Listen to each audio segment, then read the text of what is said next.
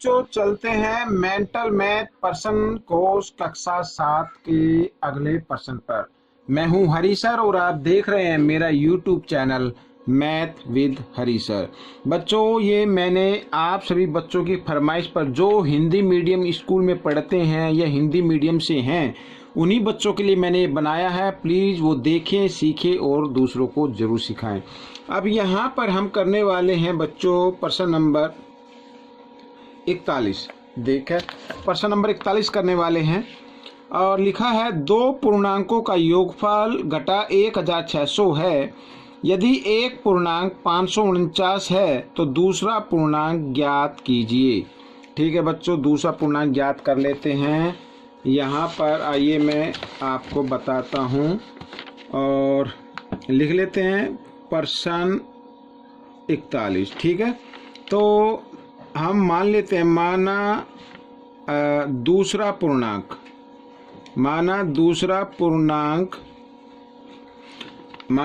पूर्णांक इसके अंदर बच्चों दूसरा पूर्णांक है x। ठीक है, तो पहला पूर्णांक ये तो दिया हुआ है, पहला पूर्णांक है बच्चों 549। ठीक है, ये दिया हुआ है इसमें।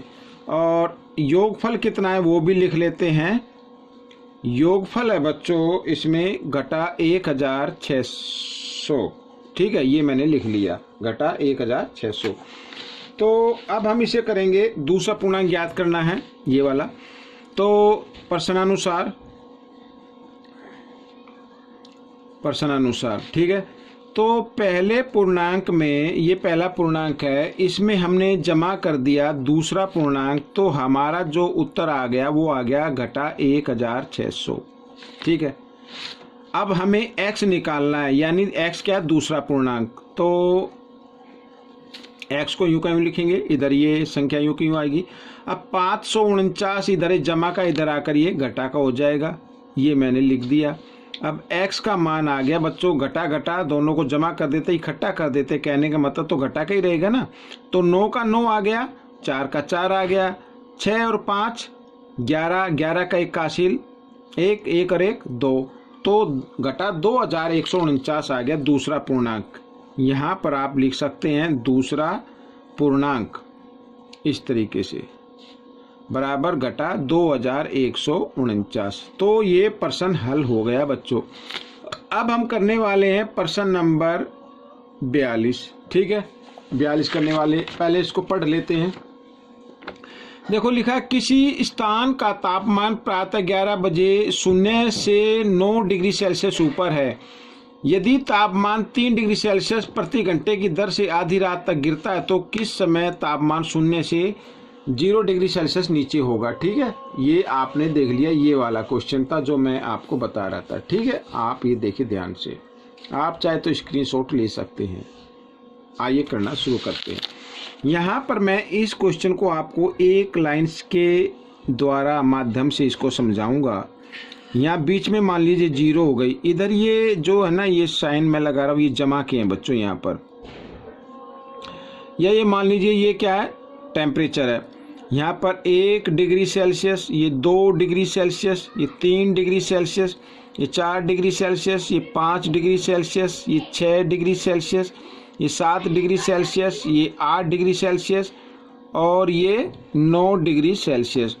और इधर ये है घटा के बच्चों, यहाँ पर मैं ये ले लेता हूँ, इधर है ये घटा के। ठीक है, घटा 1 डिग्री सेल्सियस, घटा 2 डिग्री सेल्सियस, घटा 3 डिग्री सेल्सियस, घटा 4 डिग्री सेल्सियस, घटा 5 डिग्री सेल्सियस, घटा 6 डिग्री सेल्सियस और घटा 7 डिग्री सेल्सियस। बस इतना ही काफ़ी है।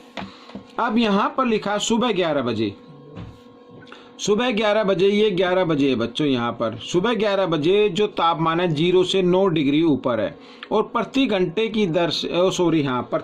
की दर से 3 डिग्री नीचे गिर रहा है, यानी माइनस की तरफ जा रहा है। 1 2 3, यहाँ पर 1 2 3, यहाँ पर आ गया बच्चों ये 11 बजे तो यहाँ था ना, तो 12 बजे कितना हो गया, 6 डिग्री हो गया यहाँ पर 12 बजे। ठीक है, अब फिर 3 डिग्री और गिर गया, 1 2 3, यहाँ पर ये आ गया, यानी कि 1 बजे आ गया दोपहर को। ठीक है बच्चों, यहाँ पर 3 डिग्री और गिर गया तो ये आ गया 2 बजे बच्चों, यहाँ पर दोपहर बाद। फिर 3 डिग्री और गिर गया, ये आ गया 3 बजे। ठीक है बच्चों, फिर 3 डिग्री और गिर गया, ये आ गया 4 बजे, और 4 बजे आ गया यहाँ पर। ठीक है, माइनस यानी -6 डिग्री सेल्सियस जो तापमान हमें ज्ञात करना था, पूछा था कि कितने बजे इतना तापमान आएगा, तो वो तापमान होगा शाम के 4 बजे। ठीक है, यहाँ लिख देता हूँ, शाम के 4 बजे। ठीक है, घटा 6 डिग्री सेल्सियस तापमान होगा। ये आपका उत्तर है, ये 4 बजे। ठीक है, ये आपका उत्तर आ गया। अब हम चलेंगे प्रश्न नंबर 13 पर, 13 नहीं 43 पर। तो 43 में क्या कहा है, गर्वित को एक पेन बेचने पर 2 रुपये का लाभ होता है। ठीक है, पेन बेचने पर, तथा एक पेंसिल बेचने पर उसे 50 पैसे की हानि होती है। किसी एक दिन गर्वित को कुल रुपये 10 लाभ होता है, 10 रुपये का लाभ होता है। यदि उसने उस दिन 15 पेन बेचे हों तो बताइए कितनी पेंसिल बेची होंगी। आइए करना शुरू करते हैं। तो सबसे पहले लिखते हैं बच्चों, एक पेन पर लाभ। एक पेन पर लाभ कितना होता है ये लिख लेते हैं हम पहले। एक पेन पर लाभ कितना बच्चों, 2 रुपये का। ठीक है, अब पेन कितने बेचे, 15, तो 15 पेन पर लाभ, 15 पेन पर लाभ कितना होगा, तो 15 को 2 से गुणा कर दो, 30 रुपये का लाभ होगा। ठीक है, लेकिन लाभ कितना लिखा हुआ इसमें, लेकिन लाभ लिखा हुआ 10 रुपये का। तो इसका मतलब पेंसिल बेचने से उसको हानि हो गई। ठीक है, पेंसिल बेचने पर हानि हो गई, तो लाभ होना चाहिए था 30 रुपये का, हुआ कितने का, 10 रुपये का। तो हानि कितनी हो रही है उसको वो निकाल लेते हैं। हानि हो रही है 10 में से घटा दीजिए ये। ठीक है, लाभ तो यही हुआ ना, इसमें से घटेगा ना ये, तो आ जाएगा बच्चों यहाँ पर घटा 20 रुपये, यानी 20 रुपये का नुकसान हो गया उसे। ठीक है, या हम इसके पैसे बना लेते हैं, 2000 पैसे बन जाएंगे। 20 रुपये के 2000 पैसे, 1 रुपये में 100 पैसे होते हैं, तो 20 रुपये में 20 100 या 2000। ठीक है, अब देखो यहाँ पर एक पेंसिल पर हानि, एक पेंसिल पर हानि कितनी है, 50 पैसे की। ये मैंने पैसे में क्यों चेंज किया, क्योंकि पैसे दिए हुए तो इसे बड़ा आसानी से निकल आएगा। पेंसिल की संख्या, पेंसिलों की संख्या, पेंसिलों की संख्या क्या होगी। ठीक है, कुल हानि यानी 2000 पैसे बटे 50 पैसे, तो 0 से 0, 5 एकम 5, 5 चौक 20। ठीक है, ये आ गया यहाँ पर बच्चों 40। पेंसिल कितनी हो गई, 40। तो ये आपका उत्तर आ गया बच्चों, 40 पेंसिल है उसके पास, 40 पेंसिल बेची थी जिसमें उसे नुकसान हो गया। अब हम करेंगे अगला प्रश्न।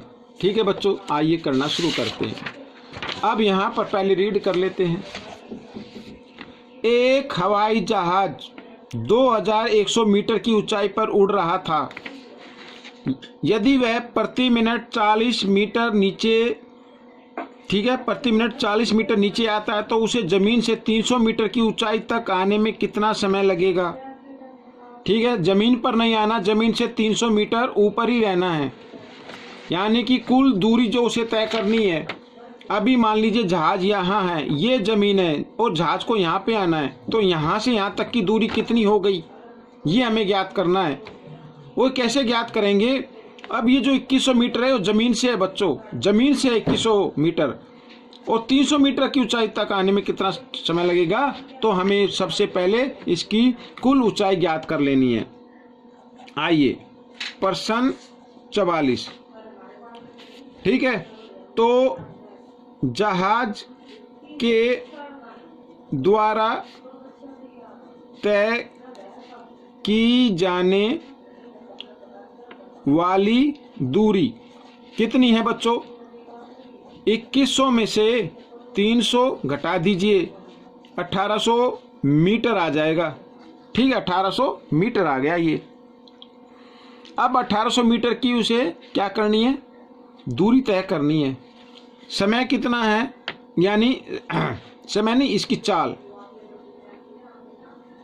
कितनी है? 40 मीटर प्रति मिनट।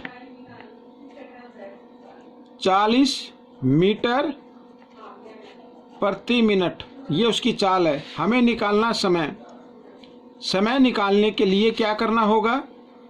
दूरी बटे चाल। दूरी कितनी है? 1800 और चाल कितनी है? 40। काट दीजिए इसको, 4 से 4 एकम 4, 4 चौक 16, 2 बच गए 0, 20 हो गया, 4 पंजे 20, यानी 45 मिनट। 45 मिनट लगेंगी बच्चों से। ठीक है, ये आपका उत्तर आ गया। अब हम करेंगे प्रश्न नंबर 45। प्रश्न नंबर 45 में लिखा सरल कीजिए। लिख लेता हूं मैं एक बार, सरल कीजिए। अब सरल कीजिए में ये बड़ा ब्रैकेट है, यहाँ पर घटा 17। ठीक है बच्चों, ये ब्रैकेट बंद है, फिर जमा का निशान है, और फिर छोटा ब्रैकेट घटा 15, फिर ब्रैकेट बंद, फिर ये बड़ा ब्रैकेट, और यहाँ पर भाग का निशान, और घटा 1, फिर ये घटा 1, फिर इस तरीके से। ठीक है, ये रहा, ये क्वेश्चन रहा, ये मैं आपको दिखा देता हूँ, ये हो रहा। देख लिया आपने। अब हम इस क्वेश्चन को करने वाले हैं। आइए करना शुरू करते हैं। यहाँ पर इसको मैं इधर रख देता हूँ, इस क्वेश्चन को करते हैं। देखिए हल। अब सबसे पहले ब्रैकेट को हल करना है। यहाँ बड़ा ब्रैकेट बनाइए, घटा 17, खोल दीजिए ब्रैकेट, और ये भी घटा जमा घटा, इस तरीके से भाग का निशान, और यहाँ पर ये घटा 1 और घटा 1 घटा 2 हो गए। ठीक है, अब यहाँ पर इनको हम क्या कर देते हैं, ये भी घटा घटा जमा हो जाते हैं, तो घटा 17 और घटा 15 हो गए घटा 32। ठीक है, भाग का निशान, और यहाँ पर घटा 2। अब 32, क्योंकि घटा से घटा को भाग करेंगे तो उत्तर जमा में ही आएगा, और 32 को जब 2 से भाग करते हैं, आप इस तरीके से भाग करके देख सकते हैं, तो कितना आ जाएगा? 16।